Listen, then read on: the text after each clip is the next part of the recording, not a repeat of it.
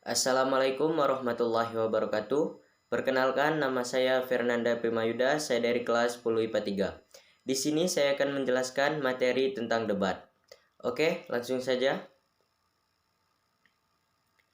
Daftar isi. Yang pertama, pengertian debat. Yang kedua, tujuan debat. Yang ketiga, karakteristik debat. Yang keempat, fungsi dan manfaat debat. Yang kelima, unsur-unsur debat. Yang keenam, jenis-jenis debat. Yang ketujuh, struktur, bahasa, dan etika debat. Dan yang terakhir, tata cara pelaksanaan debat. A. Pengertian debat.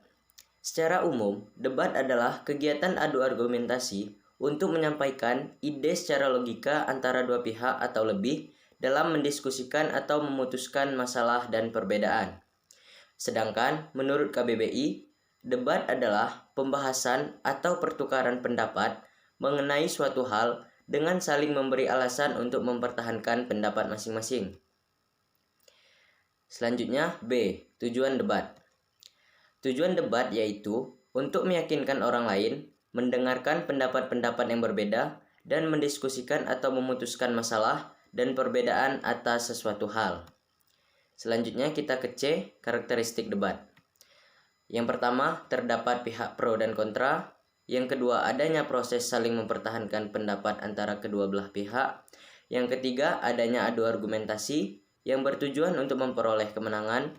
Yang keempat, hasil debat diperoleh melalui voting atau keputusan juri. Yang kelima, sesi tanya jawab bersifat terbatas dan bertujuan untuk menjatuhkan pihak lawan. Dan yang keenam, adanya pihak yang berperan sebagai penengah yang biasanya dilakukan oleh moderator. D. Fungsi dan manfaat debat. Fungsinya itu yang pertama, untuk melatih mental dan keberanian. Yang kedua, untuk meningkatkan kemampuan solutif. Yang ketiga, untuk memantapkan pemahaman konsep. Dan yang terakhir, untuk melatih sikap kritis. Selanjutnya, ke unsur-unsur debat. Yang pertama, yaitu mosi atau topik yang diperdebatkan. Yang kedua, tim afirmatif atau pihak pro, yaitu tim yang setuju terhadap topik yang diperdebatkan. Yang ketiga, tim oposisi atau pihak kontra, yaitu tim yang menentang mosi yang diberikan dan akan menyanggah pernyataan dari pihak afirmatif. Yang keempat, pihak netral atau pihak yang tidak condong terhadap salah satu pihak. Yang kelima, moderator, yaitu orang yang memimpin dan membantu jalannya perdebatan. Dan yang terakhir, penulis atau notulen, yaitu orang yang menulis kesimpulan suatu debat. Unsur lain yang mendukung terjadinya debat, yaitu yang pertama, materi debat, yaitu topik utama yang akan dibahas dalam debat.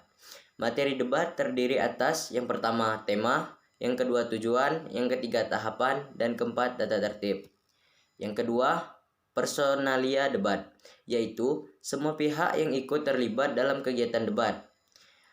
Personalia debat terdiri atas A. Panitia, B. Moderator, C. Pihak pendukung, D. Pihak penyangga, E. Juri, F. Publik, G. Penyedia dana, dan terakhir H. Notulen.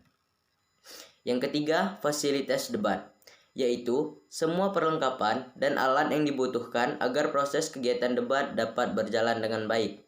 Fasilitas debat terdiri atas A. Lingkungan, B. Ruangan debat, C. Sound system, dan D. Media. Dapat berupa proyektor atau OHP, sarana, dan prasarana. Selanjutnya, F. Jenis-jenis debat. Yang pertama, debat parlementer atau majelis, yaitu debat yang memiliki maksud dan tujuan untuk mendukung atau menentang usul tentang undang-undang tertentu yang digunakan oleh badan legislatif. Yang kedua, debat pemeriksaan ulangan untuk mengetahui kebenaran pemeriksaan terdahulu, yaitu debat yang memiliki maksud dan tujuan untuk mengajukan pertanyaan yang berhubungan satu sama lain yang menunjang posisi yang hendak ditegakkan dan biasanya dikembangkan di kantor pengadilan. Dan yang ketiga, debat formal, konvensional, atau debat pendidikan, yaitu debat yang bertujuan untuk memberi kesempatan bagi dua tim pembicara untuk mengemukakan argumen yang menerima atau membantah suatu usul. Contohnya debat kompetitif. Selanjutnya kita beralih ke struktur, ragam bahasa, dan etika debat. Struktur debat. Yang pertama, pengenalan. Yang kedua, penyampaian argumentasi. Yang ketiga, debat. Yang keempat, simpulan. Dan yang kelima, keputusan. Ragam bahasa debat. Yang pertama, menggunakan kaidah bahasa Indonesia yang baik dan benar. Yang kedua, ide yang diungkapkan sesuai fakta dan logis. Yang ketiga, kata yang dipilih memiliki makna sebenarnya atau makna denotatif. Etika debat. Yang pertama, bertanya secara serius. Yang kedua, tidak menyinggung lawan debat. Yang ketiga, bicara sesuai data dan fakta. Dan yang terakhir, patuhi peraturan debat. Selanjutnya, tata cara pelaksanaan debat.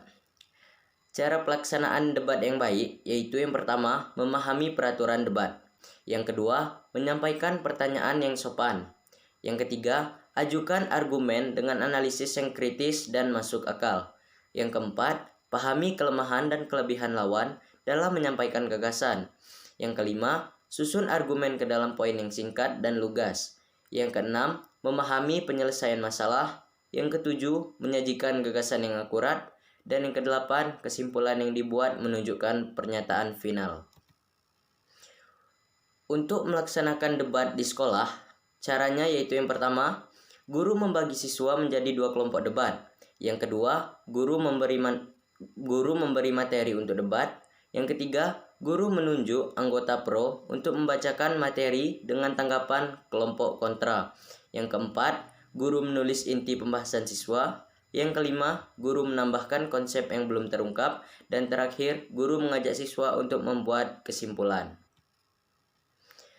Oke, sekian itu saja dari saya. Terima kasih dan sampai jumpa.